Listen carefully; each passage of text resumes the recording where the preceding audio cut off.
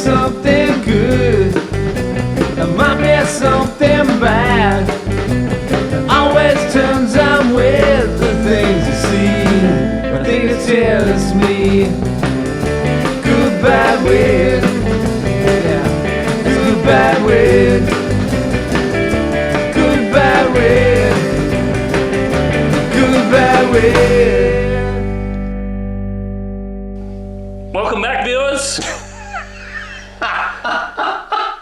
I didn't think you'd do it so well. It's good, bad, weird. Simon did that really well. I just handed it straight over to you.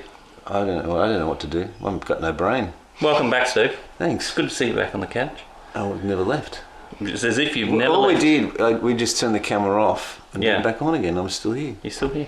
That's Yeah, it. That's weird. Yeah. It's great to have you. Thanks. Are you well? Yeah. Is that yes? Oh, yeah. Oh, yeah, stressed about people being stranded in a goddamn town, which, but anyway. There are some fire issues. We're not going to discuss them. We're not going to talk about that. But in brief, daughter's affected by the fire. Affected, stuck in a town that can't get out. And what happened to daughter? Oh, broke a jaw, didn't she? But anyway, we won't get onto that. So daughter was attempting the skateboard world record and hill. crashed into a car? No, missed the car.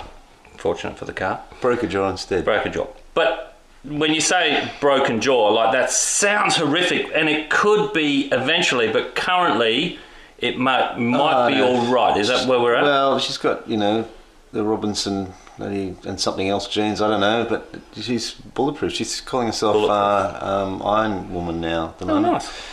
Yeah, she's that tough. So she's all right, but she's being affected by the fire. She's been evacuated, had to spend a night in an evacuation centre. Yeah. Yep, and now I'll be going back into town near the evacuation centre, so yeah. Oh, but we're not going to discuss I that. won't talk about that. Okay, all right. I won't talk about that. What are we talking about? I don't know what we were talking about. What have you been doing? I know we attempted to film an episode the other week and it failed miserably. Unfortunately, I blame myself. Yeah? So we're back in. It's on. How you been? I've got someone to blame. We haven't seen you for a little It's while. really good to have someone to blame when something goes wrong. It was me. It was all me. It was all me. Usually it's me. And that's really good that I've got someone to blame. His fault. That's why we're such good friends. Yeah. You can blame me. I can blame you. You. Can blame me for that. You can blame me for this rubbish friendship. This rubbish. Look what I make you do. Drag you into the Great Bike Workshop studios. Great Bike Workshop, the GBW Workshop. No, you can't call it workshop. The GB Workshop, Great Bike Workshop. But I'm only seeing push bikes, so Oh, Bike Workshop means push bikes. No, they're not bikes. The thing is, the family, Nita and I, we own 2 motorbikes. My bike's a 95 model. That's quite old, let's say. It is quite old. Hers is a lot more recent in the last couple of years. And the only work that really needs to be done is a little bit of maintenance, oil changing, stuff like that. Whereas your motorbike, Steve? Yeah, a little bit more work. How is the motorbike going? Well, We've seen there's videos of your motorbike online. You can go and check those out, viewers. They're all on there. Yeah. Really? The whole one we did in the shed. Oh, yeah. That's not a bit going, though. We actually should... Is it going yet? This is a long time ago. Yeah, it's going. Well, it's one of those things where you get it going, and for one ride you go, I got it going perfectly. One ride. I nailed it. Yeah. That little experiment I did with it, that thought process, and I did it. I've nailed it. Everything. Man! Perfect. You worked on it, got everything right. The next ride, something's going a bit haywire. It's not idling, or it's coughing, or it's doing this, or something strange. Is it actually always the same, but you are in a different mindset when you ride it? No, it definitely changes. Is it different because of the temperature's different? The atmospheric conditions are different? No, it's just different because it's, metal just... Metal fatigue setting in. I don't know what, it just does something different and then it's not running. So it's running. It runs? It goes, it's just differently. Every day, it's like riding it. It's like riding a different motorbike every day. Every day, you don't know if it's going to idle, don't know if it'll start, don't know if it'll do this, Doesn't cut out anymore past Dapto, does it? I haven't ridden past Dapto for quite a while. Yeah, go there. No, don't go there. Okay. Well, we haven't gone for a ride. We were going to go for a ride, but then we decided maybe not a good time to go for let's just get off the roads for a bit. we were going to go for a ride. That was the plan. Film this episode, go for a ride. Yeah. Anita and I were going to start Mollymock tonight. Can't because of the fires. We can't actually get there. There's no power. So that's been cancelled. And then Steve said, right, he's not riding his motorbike because the roads seem full of loonies right now. Yeah, it's full of loonies. Yeah. Everyone's crazy. I find people drive the way they walk. If you go down a crowded footpath, anyone bumps into each other. That's how people are driving right that's now. how people drive. You're walking down the street and you're just walking down. You see two people coming towards you, and you can see the footpath's only as wide as those two people, but they don't move or squash. They just keep coming at you, and you get to this point where you're thinking, I've got nowhere to go here. What do I do? Oh man, we need And lanes. people- We need people designated drive, lanes. but no, they on the drive like footpath. that. They drive like that. No. People bumping into anyway. That's what it is. Well, that day's soon to be gone because we're going to have these cars that drive themselves, yeah? Yeah, Technology's I think it's a good it's already idea. there, isn't it? Well, My car I kinda don't, drives I don't itself. like the idea at all. I hate the whole thing. But then looking at the way everyone drives, I think it's a really good It's idea. really important. We need this. The only people on the road other than the robot cars were the ones that really, really want to do it. There's going to be a cut-off point, though, isn't there? Where it's like, okay, as of this date, there can only be robot cars. I think, I think it's like they try to do the cut-off date for old cars, and look at us, we're all, I'm riding an old motorbike. There's people driving old cars, so you've got enthusiasts who will always keep that going. Yes. So no matter what happens, you'll have your iPod robot cars, and then you'll have your enthusiasts driving the real ones, weaving between them. Trying to crash. Having a good time. Trying to crash into them to see Having if a they good avoid time. them. How good is that? Functionality of that car will go towards it, and it veers. And, Imagine that day where, like, we eventually get to the point where the cars drive themselves, therefore we no longer have car accidents. There's no more lives lost through car accidents. Oh, there'll be car accidents, don't worry. Yeah, Well, that's system glitches or something. Well, everyone's used a computer. How many times does that go down? You're relying on what we're going to have Microsoft running our cars. Or someone hacks the system and Someone then hacks just the creates system. an And you see enormous... someone at their little desk with their little driving wheel going, I'll see what we can do with, size car. Oh. There's that risk, isn't there, I guess? I don't know. It's possible. Are we heading in the right direction? Well... Maybe we're not, Steve. Maybe we're totally doing the wrong thing here. Well, I reckon we are. I think it's this need for personalised transport, isn't it? Everyone's got a need. I mean, I like my personalised transport, I've got to admit. But I was thinking the other day, I was, when I got all my life when I was a kid, I was going to be a race car driver. And when I got my licence, we had a massive oil shortage. So there was the thing in the Middle East or something. There was a massive political uprising or something happened in that period. And so suddenly there was no fuel, and you had to line up to garages, for hours. I think I've seen photos of this. Fuel, And I used to do that, and then it twigged to me then, well, obviously this thing can run out. When I find that planet, this thing can run out. This is the start of the days we don't have any fuel. Like Mad Max. Yeah. So and that's what Mad Max is all about. Yeah, How cool's that? Fighting over bloody fuel. Why would you bother? So anyway, so my aspirations to become a race car driver just went then. So I never. Oh, that was it. That was the end. You went on. I've never been on a track. I've never been no on fuel. a There's track. no race car. Yeah. So I've never been on a racetrack because of that. Because just thinking, well, it's a finite thing. All we're doing is wasting fuel, spinning around and around. When are we going on the racetrack? That's a good episode. Let's film that. Yeah, I'm not going to bother. This is a good purpose for it. I can't see the reason for it. You'd love it. Test your Well, skills. it's great fun. There's a lot of things that are great fun you don't have to do. Oh, come on. It's true. Yeah, for a good time, not a long time. Well, something, people, and then after that, because I just want to film it. But the weird thing was that we didn't have any fuel, so instead of going, oh well, we better conserve this thing and we'll get the cars, everyone went, no, we've got to have our fuel. So then we started doing mad research and exploration and digging up more of it, and so suddenly, well, we're not going to run out of short of fuel, we're not going to let that happen again. We didn't get the hydrogen car here very quickly, although there are a couple running around, aren't there? There's a couple. I was talking to a scientist, funny. You've been talking to one. Yeah, a scientist, and they're talking that the new research that they're pushing towards, which is a bit hush-hush, is into hydrogen. Hush. It's a bit hush-hush, but hydrogen is going to be the new future. So they're pushing a lot of research money into hydrogen. It's the containment of it. That's the problem. Ammonia. You turn it in. You transport as ammonia. Oh, you know this? Yeah. Here it is. That's it. Here it is. The announcement on Good, Bad, Weird. Yeah. Is this not hush-hush anymore? Maybe it's not. Well, our 3 viewers, I don't know. 3 viewers now, Steve, but in years' time, that could be 6 viewers. Well, there you go. I could tell someone. Ammonia. So you mix it, you can throw in a bit of ammonia in there, and it's imagine a listener going off. Oh, I just heard, that they're going to use ammonia for transporting hydrogen. That's how you do it. Well. And people are going, where'd you hear that? Oh, Good, Bad, Weird. And they're going, right. All right, okay. You're heading down the road of fake news there, right? Oh yeah, well, it's just anonymous news. Wow. So ammonia. So you transport, you can ship it all around the world in ammonia, and then you crack it when you get it to the destination. It comes out as hydrogen. Cracking it. Okay.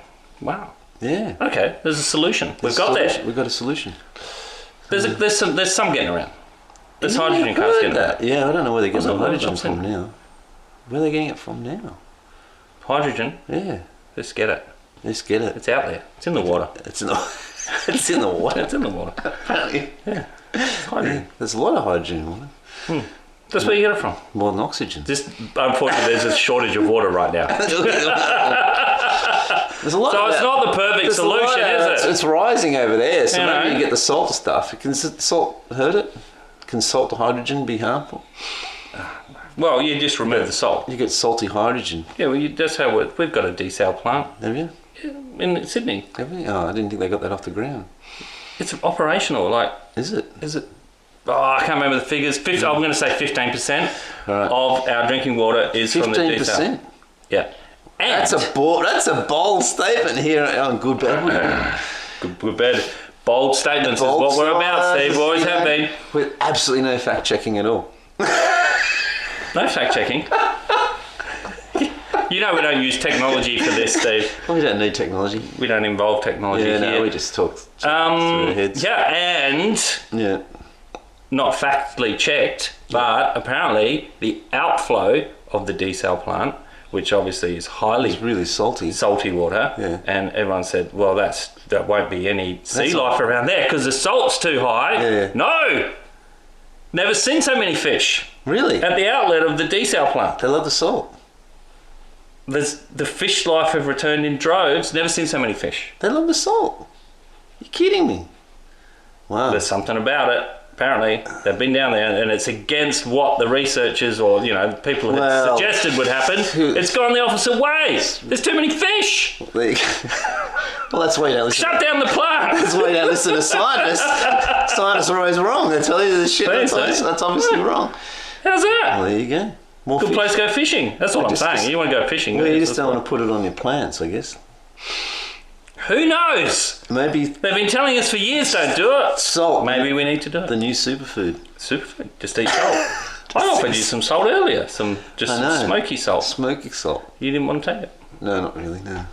Yeah, you're off salt. Are you coming back now on this episode? You're coming back to salt. I might have to try Turning around. I might have to try the salt. I'm convincing you. I've been told for years that salt's bad for you. No, I don't have Turns out fish love salt. No, fish love salt, so maybe it's good for you. It helps with the eat the extra salty fish. Does that mean you can have more salt in your diet? Or more hydrogen? You could have more hydrogen. Ammonia? Maybe ammonia. Is it all connected? I don't know. It's science. It's chemistry. Science. It's all mystery. Did you do chemistry? No, I failed chemistry. I failed most things in school. And race car driving. Well, I didn't bother with that. If I had bothered. Who knows where you could be? I'm very fast on the road. There's not many people faster than me on the road. You fact check that? Well, all the people are left behind. In your ute, or depending what car you drive? Well, depends what mood I'm in. Or is this Dad's car? Well, it's my. He's got a Merc. No, what's he got? No, he's just got an old. He's got a. No, not old. He's got the new Ford. Yeah, that's right. But I've got an old. You're fast as anyone up to the speed limit. That's what you're talking about, isn't it? Well, funny enough, I mean, I You're breaking drive the rules a little bit. No, I yeah? don't break any rules. I drive an '88 Ute, right? And it's really funny that you get all these people in these. I mean, they're lowered, they've got the wide wheels, and they're you know, they'll go past me on the highway a bit, and then they get to a corner, and it's like, you know, oh shit, I better go real slow here. It could lean over a bit, you know, and it's all stiffened and everything, and they're in my way, you know. So I can go through corners. I don't think there's anyone could keep up to me in a corner in my '88 Ute. Is that a challenge? With tyres that are about this thin. Maybe Which is really funny, yeah. I'm not going for drive you anymore, that's it. No, it's really funny. I remember this, I used to have this old... Do people scream? Do passengers scream when they're in your car and you're driving? Yeah, no, I don't drive. I drive very carefully with passengers in the car. Because you're hearing damage. Like slap for going too hard.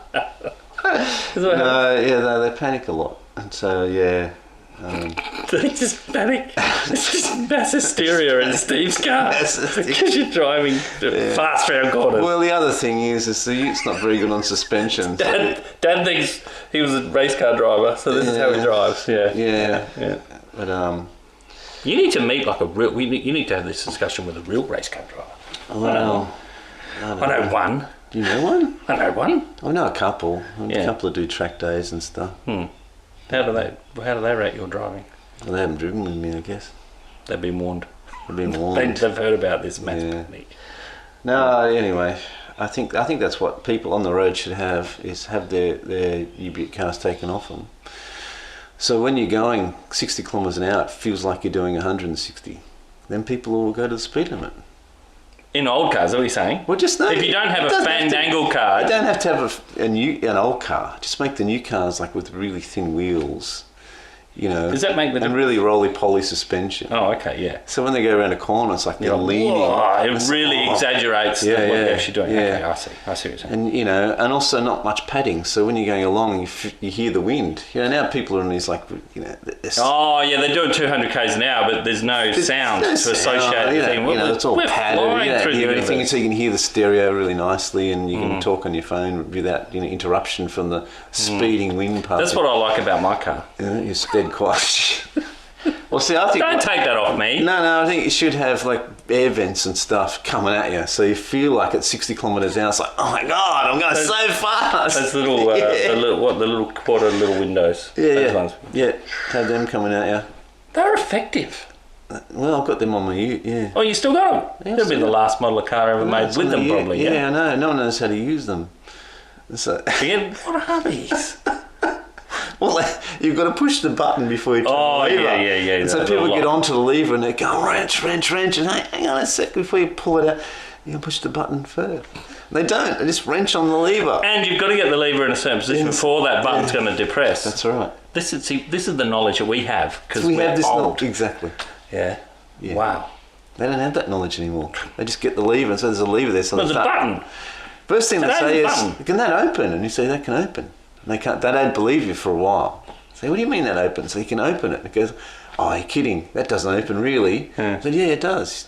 And then they see the lever. They, oh, right. And then they start wrenching on the lever. I say, hang on a sec. Who are these people you're talking about? Anyone that gets in my car. That's and this is Uber. This is your Uber service that you run, right? Well, this is after they've calmed down from hitting the roof from the speed bumps. Okay, right, yeah. They're trying to get some air in the... They're trying to I think I'm going to be ill. And the bruising from the speed bumps, which Ranuna is renowned. Apparently, Ranuna is Aboriginal for speed bump. We've spoken about this before in previous episodes, what Ranuna means. It does not mean speed bump, Steve. Hey, it does not? No. As many people do think that's the case, because there's so many speed bumps in Ranuna. Are there? There is. There's a few. Along the beach areas. Oh, that's amazing. That's to stop hoons like you doing burnouts all the time. Well, it doesn't stop me, I just go over them. Get airborne over them. You can get airborne. Actually, if you go airborne over the speed bumps, it's a lot smoother, I can tell you. And what speed do you have to be at precisely to get airborne? There's an optimum speed. Yeah, there would be. What is it? I don't. Well. And probably a lot to do with this current suspension on your car. Yeah. If it's actually functioning still. Well, it does. You don't need suspension. It's just you just get that optimum speed. It's too fast. You're just going too fast, but too slow. You're hitting too hard. So you just get this optimal sort of thing, which is sort of glides there is an over. optimal range. Yeah, It's like that with the corrugations in a road, isn't it? It's if you've ever driven a dirt road with corrugations, you're trying it's the same thing. Just hit on the top of them. Yeah, you just sort of be jumping across the next one. Now, actually, there was an episode Anita and I did when we were up in Darwin, and there was a quick recording of that when we were on the corrugations, and it was all about just trying to get just getting on that speed. And then you got off the speed a little bit, and it got really crazy. Yeah. It was like the whole thing. You notice quickly that I think I've done something slightly awry here. Yeah. And see whether they're going too slow or too fast. There is a fascinating science behind corrugations on road and why they... I don't know why they exist. I think it's because of the suspension in cars. Really? I don't know if it does. I don't know if that's it. It's the springs or something, the oscillations. I thought it was the wind. No. It's not the wind? It's driving on them that causes the corrugations to. But that seems weird because the corrugation's the whole width of the road where the tyres are in this wide. Stop it. I think we need a fact check. So if you want to fact check anything we say on here... There's a whole science behind corrugations on dirt roads. Science. I think we need to get onto that. It was the same with the science on the earworm. What happened with that science we were going to do? That's years ago, those episodes, Steve. We're always moving forward. The second rule of Good Bad We're progressive and we're always moving forward. We never look back. We never researched that though. No, we promised lots of next That's another thing. I think the first episode we promised that this would be an entertaining series. Here we are, episode 12, 13? Yeah, we promised a lot. I think that's what we should be, the show. Promise a lot, deliver a lot less. If we can continue to run with the theory as we're currently running and continue to get viewers, well, we've succeeded. I think we've done well. We've almost reached 100 views on one of our videos. So the question we asked before was, why is there the plane there? Is that like... I feel like there's someone... It's a filler. It feels like someone's looking over my shoulder, you know? It's a cute plane though. It's gorgeous. It's a gorgeous plane to fly. Yeah. It is really sweet. I could really... Oh no, it's got damage. Good job. I mean, good job on doing a walk around check of this right now. Well, this is one of the hinges on the This is what the Qantas pilots do before they get on, don't they? Walk around and kick the tyres. Yeah, they go around, they kick the tyres. They'll do a walk around, they'll do a walk around. And they go, what's that bit hanging off there? And the engineer goes, it's fine. Oh, that bit? Yeah. Yeah, it's meant to be like that. Yeah. Don't worry about it. Yeah. You just go fly the plane. We'll fix it. Get back up in there. What are you doing out here? What are you doing out here anyway? This is our area. Get up there. Get in your cockpit. I know. That's exactly right. Why is this here? Because it's a filler, Steve. Bring anything. What is a filler? You made that up. Don't question me on there. It's to fill up the scene. Steph has been questioning this. And I did say to her, well, feminise the place a little bit. One of our 3 viewers will be questioning this. We should come up with it's a filler. We've come with an answer now. Some people are loving it. Are they? I love it. Yeah, They're going. A lot of people have watched it and gone, wow, you guys aren't very interesting, but that plane is amazing. Interesting. Maybe we should put it further forward in the... How beautiful is it? Yeah. Does it work? It is a beautiful plane to fly. Right. It is gorgeous. Look at the tyres on this thing. You land in anything. Well, they're not tyres. They're bits of foam. That's all it needs to be, Steve. I think what we should do is film it flying. It's a beautiful thing. Have you got a GoPro you can put on it? Yeah. Yeah, put a GoPro on it. And I've done that. Actually, I was at the start. Isn't there footage online of you flying from that? Yeah. You should put. I was at the start of that technology when we started to put cameras on. I was right at the start of it. I remember that. Right? Yeah. You were doing that, and you said this was the future. And we went future, and then drones came out. Yeah, drones. And then you can buy them dime a dozen. Yeah. It's boring now. You know, everywhere you look at, they'll do a, establishing shot, or they'll do a tour shot, or they'll do, come to somewhere. It's a freaking drone again. If I see another bit of drone footage. And you can tell by the way it moves, it's a drone. Yeah, it's a drone, and it's all the same crap. It's nice footage, I like it. I'm sick of it. I'm sick of it. It's like, I'm sick to death of drone footage. No more drone footage. Ban it. I should ban it.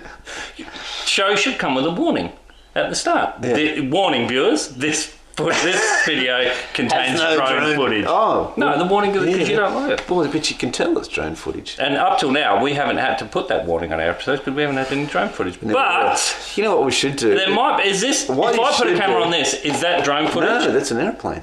But you've Okay. already done that. What You're you happy? should do is get clips of what you've done and then put it up now so people can see. And back in the day and say this was from the dark ages when it was new technology. That's work. I think what you should do is get the camera that you're going to put on your drone and just turn it on and just throw it in the air. This is a drone crashing. And that's very pleasing. Just throw it in the air and then whatever footage it gets, you just do it in slow motion. And it's the same as a drone. I entered a competition. Did you? Yeah, with Sony once. Alright. With some footage. Yeah. Of the plane, the wing that I was flying with the camera on it, when it hit the tree and then the camera Oh, fell right. out of the tree. It's quite high up. Yeah. Well, Sony wouldn't like that one. Well, it survived. And then just pictures Oh, of it Toby survived. coming around to sniff the camera. Oh, I 'cause remember that. I actually remember that one. Yeah, And yeah. then it took 3 days for Kate and I to get the plane out of the tree. Yeah, that's right. I remember that footage as well. That's Headies. That was Yeah, Headies. Headlands, yeah. They've cut those trees down now Yeah, so they that'd can be build right. a 'Cause bigger they're park. they're in the way of the view. Yeah. So did you win? I never got a response. Well, that's shit. What you need to do is give them a call. Just ring them up. I said, What did I do wrong? You know, years ago, I wrote this song called "Just Do It." That's it, in the early '90s. Alright. It was before Nike. Was it? It was before them. It was Before their little. It was before they came up with the thing. I wrote the Yeah, song. you wrote Just Do It. And when they came out with the thing, the bass player I was working with at the time was furious. It's like, you know, Hey, they've stolen your stolen idea, our Steve. thing. How could this happen?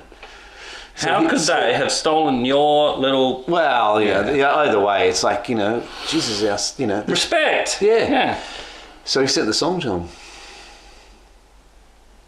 Nothing happened. Probably sent it to the wrong person. Probably, like, you know, accounts, there's this, tape laying on the desk. Yeah. What is this? What do I do with this? In the wrong format. Yeah, they can't even yeah. play. No. You were sending like, newfangled stuff. They didn't have it. No, it was cassettes back in. It was only It was cassettes. a cassette. Oh, Yes. right. Like a 60-minute cassette. Yeah, we sent cassettes everywhere. It was great in cassette day because you just dump it on a cassette and send it. Although sometimes in the post, the wheels used to spin around, and so you Okay, so to start bunching up or coming in. Yeah. So I'd send my tapes to record companies and stuff, and the only time I got a phone call was from a record company was to ring up and say, "I got your tape, but it won't work." No. Because in the mail it'd been jogged around. Send another one. That's something you don't see anymore, isn't it? Is just this magnetic tapes on the side of roads. That's right. You go remember along you and used to go, someone. someone's thrown a tape out there. Well, what had happened is blown through the it'll bush. jam up in their cassette player, and they pull it all out, and as this all this tape, and then just throw it out. And the only way you can get rid of that is to throw it out of your car It's to car throw it window out the when you're window, doing yeah. 100 k's an hour. No, something that's like the only way that. to do it. It's the only way to get rid of Which that is tape. really weird. It's the only way to handle that We waste. used to do it for tying things up. You know, you could tie up your tomatoes on tomato steaks with cassette. We used to do that. Tie up your tomatoes on tomato steaks with cassette. That was great. It was really strong. And allowed for a bit of expansion. Yeah, allowed for expansion and stuff. And if you wanted to get it off, you just pull it and break. Bury it in the ground. No, you throw it away. Yeah. But it was handy stuff. Handy stuff. More than just recording. More than just recording. Stuff onto or playing back. Yeah, like with CDs, all they can do is use as coasters.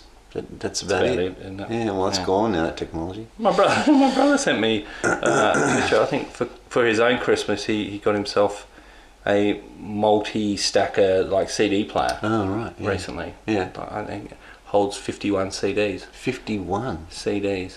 Why 51? Why not just 50? I don't know. It could be a typo that he's in his message. But I was thinking, wow, people are still playing CDs. Yeah, apparently people are. Because when I put out the last album, I asked people online, would you buy a CD or do you have to do vinyl? What do you know? And people said they would buy it. And I asked them, well, have you got a CD player? And they all said no. And I said, well, you're not going to buy it, are you? Well, we'll have it. And I said, but you're not going to be able to play it.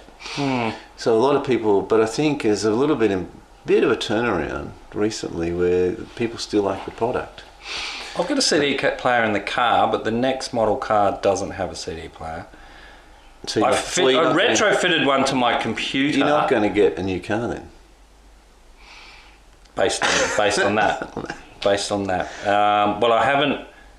I think I've played 2 CDs in the car in the nearly 6 years that I've had this car. What do you play in it? Just the radio? Radio or Bluetooth. Audio through the phone. Yeah, you do the... You wouldn't know what that is. I do. I use Bluetooth because I have Bluetooth. Not in your Ute. Yeah, the Ute, because the radio broke in the Ute. Oh, you replaced the Ute and you've got this... You've got hands-free. No, I pulled it. I couldn't believe it. The radio broke, you know. Hard to believe. How could ever a radio break? A Toyota? Yeah, That sounds I know. So I pulled and there's a big hole in the dash now. Oh, you haven't replaced it? No, I've just put a little thing there so you can charge your phone on it. But then I've bought a Bluetooth speaker. Oh, okay. And I put Velcro, so it's Velcroed onto the dash. This is such 1990s sort of retrofitted cars, Bluetooth speakers. A Bluetooth speaker. Wow. Velcroed to the dash, so you can pull it off and take it with you, or leave it there. And it doesn't roll it. If you don't put the Velcro on there, it rolls around. Yeah, it would. So I had a bit of an accident with the Bluetooth speaker going around a corner a little bit too fast. Shot from one side of the car to the other. Ooh. Yeah. Now you could. I'd imagine you could take phone calls on this speaker. Yeah. Well, so you're hands free. I'm actually hands free. You're legal. You're compliant. In 1988. Yeah. Wow. Well, I don't know how you do hands. You still got to press the button to accept the call. You're allowed to do that. You're just not allowed to touch your phone. You're not allowed to touch your phone. No. Oh, right. No, but normally on the speaker you'd have a button you can press which answers. No. Not on speaker. It's just a Bluetooth speaker. It's just a speaker. Look that up, Steve. No. All right. I've got a Bluetooth speaker upstairs that will take answer phone calls, and I can press the speaker and it'll answer the phone. What's the difference between pressing the speaker and the button on your phone? You're not allowed to press the phone. But it's the same action. You're pressing a button. Yeah, but it's on the speaker. But you're still pressing a button. You're not allowed to touch your phone, Steve. Which part of this don't you understand? But the same action is the same action. It's either pressing a button on a phone or on a dashboard. I mean, people with these big bloody screens on their cars now. That's fine. You're allowed to touch those. Don't touch your phone. But you're basically doing the same thing as your bloody phone, but just... Don't tell me! Don't touch your phone. Dangerous. Anyway, I can't work out the differences. But anyway, we've got off track here. What were we talking about before the Bluetooth speaker? Oh, yeah. CDs. But on your car, you've never used your CD player? Twice. Well, this is the big debate. So that's why I created a little booklet. I put a booklet. It's because I did an online release. You did? So when you do an online release, it's very unsatisfying because it's like, there it is, released. Hey mate, it's released. It's released. Hey guys! It's released. We've released that! It's like, whatever, you know. But if you've got it, so print up this lyric book with a link to it in the inside, right? And I'm going to do a launch of that. If I can get, enough time to organise a bloody launch, that'd be great. And I'll launch that. So you didn't. So what your problem? So you launched it online so people could listen or purchase it online, but then they don't have anything material. That was your thing. So you made a booklet and you said, "Well, buy the booklet, download the music. Here's the booklet, all the lyrics." Yeah. But how do you launch something that's not physical? So if you go to an album launch and there's no. True. What do? Just put a big screen up on the back wall with a link to it or something. People can type the link in their phone. I know. How do you do an online release launch? Album launch? Questions are out there now, Steve. I know. People might come back and respond. Let's hope someone's listened long enough has got an idea. See, back in the day, you'd release a cassette and one of your friends would buy it and all your other friends would dub it off that. Dub it off, that's right, yeah. High speed dub. Yeah. High speed dub. Oh, the days. Look what the kids don't have anymore. No. And then how did we have time in our lives when we didn't have the sort of technology we do now? There's all these time-saving devices. Well, we're high-speed dubbing. We're driving old cars. We didn't have time to do anything, did we? No. We've got all this excess time. We had more time back then. Now we've got no time now because everyone's going faster. Flat out doing with all the newfangled crap. Years go by pretty quickly. Hey? Years go by pretty quickly. Oh well, I'm going to go back to work soon. Monday. We better wrap this up, yes. Yeah, I don't know. We keep talking. You got to go back to work. I better go back to work. Got to renovate a house. So you're going to come back, right? You're going to do more episodes, yeah? Yeah, we've got to do more episodes. Great. Yeah. Steph's dropping in. She's doing episodes. We could all do stuff together. We've got to get... This is really expanding. I've got to get... We've increased by 1... Oh, get Anita on the couch. So there should be some little snippets of just a screen test, because Anita refused to come and have a bit of a chat with us. That's where the idea of the show Steph came from. And you, and she's just naturally gifted. Well, in this she's the reason field. the show exists. Exactly, she's the whole reason this show exists. And now we're struggling doing this thing. So I she's just fooled around her a the little house. bit and got her on the couch just for the screen test and recorded it. Secretly. Yeah. And I'm going to put it up. I'm going to put it on live. Okay. I'm going to put it up. Sounds good. Just Needy doing a screen test. That's good. She was in fits of laughter chatting to you. It's great. She's natural. She's got to do this. That's where the idea came from. I'm going to remove myself from here, put Anita. This show's a great success. Yeah, there's two things. There's actually three things, but there's two things so far. Record the greatest song in the world that she's written. You'd have to see the episode of that little snippet of Anita sitting on the couch. And get Anita in the show. That's two things. I don't know what the third thing is, but it usually comes in threes. Is that 2020? Anita on the show? More. Yeah. Great. There's going to be requests. Right. There's going to be letters. Hang in there, viewers. Don't forget, your job is to press like, subscribe even. Great work. So what people do, you tell and them. comment. Just tell us, say hi, and tell us where you're listening from would be good. Well, yeah. Say hi. Say hi. Well, just, I don't know. Yeah, what do people do? Well, we need people to say hi or interact, because the day we do our meet and greet, we'd hope somebody's there, right? Oh, it's a lot better when there's someone there. They're always more successful. It's like when you do a gig and there's no one in the audience. I've done such good gigs when we didn't bring anyone. That was the best show ever. Oh, man. We used to play at Town and Country every week, and there was a number of them. We had this real dry spell when there was no one there at all. And the barman would just say, oh, look, just close the doors. And he'd go upstairs, because he was living upstairs. He'd just say, just close the doors when you leave. And we'd do like a 3 or 4 hour set. Wow. Just trying out new stuff and jamming out, and like some of the best stuff. Did you ever record it? No, but the funny thing is about the third week, someone came in the door. These two people came in. I thought they were in the wrong spot. Well, they just came in, and we just went, oh shit. There's someone here. What do we do now? And you just fell apart. We did. It's like I'm really scared the hell out of us. It's like, oh, there's people here. What do we do now? It's the wrong chords and no getting jammed in the strings. Yeah. And it got pretty busy after that. We built an audience. And then they shut it down. Oh, yeah. There was, I remember your run actually at the Town and Country. Yeah, a few people. Yeah, it was a bit. It was every like Sunday or something. It was a weekly. Strange thing. The guy that worked there had a bloody anxiety attack during. We had everyone in the pub dancing, and he had an anxiety attack over the sound and came. You overdid it. Well, I don't know. We sort of mixed. He used to let us all do our own thing. So it was one of those nights, and he came down from upstairs, and just freaked out. And in the middle of all the dancing, people just started screaming us how bad we sounded. And it stopped playing because we sounded so bad. And we're saying, hey, hang on, dude, we got like 200 people in the room. We're enjoying this. Dancing, just.